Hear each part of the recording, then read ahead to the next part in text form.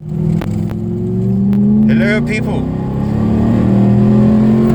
This noise you hear, this is crazy fella Christopher and his D22. Not crazy.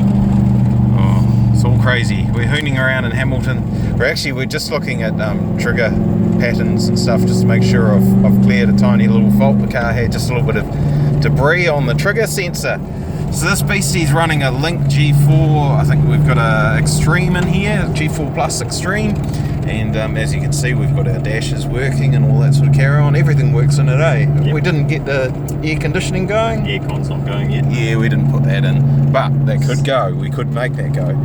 So it's all tucked away down by my feet there. I've just got the carpet pulled back, so we've got our magic cable. So if she sounds good, give it a bit of a whop down. Oh, listen to that. So that's all good. We've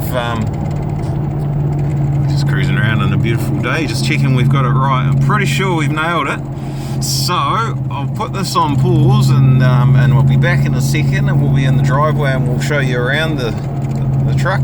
This man's pretty proud of it. He's pretty happy. It all came together and worked pretty good on budget and on time. Went any drama? I don't think there were any dramas with this one. Just kind of went together and pretty flawlessly actually. Just a little hiccup with a little bit of metal filings on the sensor, and that's our only drama. So she's been on the road a few months now.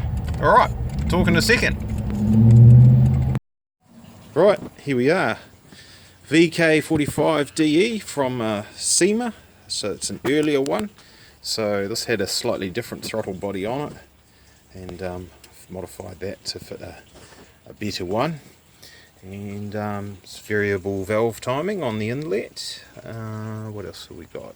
Variable length runners on the manifold, so that works as well. And I think that's about it as far as fancy stuff on these ones go. But shoehorned in there, a little bit of room. We should have cut those bolts shorter, shouldn't we? Never got around to that, Christopher. This one's here.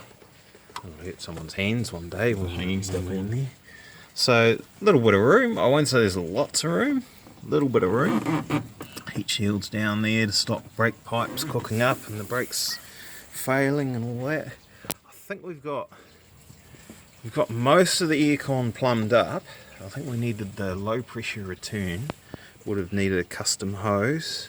I think this pot needed and there's the one in the front here, down in there, that was a little bit chafed, which was the original reason for the failure of the diesel motor, is that pipe chafed through the radiator.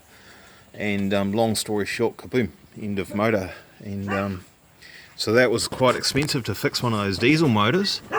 And young Christopher was like, you know what, if we're spending all that on it, we're not putting the diesel back in there. So we put the V8 in it. Yep. Way better. Way better, Christopher. Way better. Just not very good on fuel economy as well. So there she is. We put some bigger tyres on it. Christopher put some bigger tyres on it and some nice wheels while we were at it. She's a bit of a sleeper. It doesn't look like a hell of a lot until he puts his foot down. And the Link G4 Plus Extreme ECU running there. So yeah, it's all fun and games. It's going good again, and we're happy. Yay!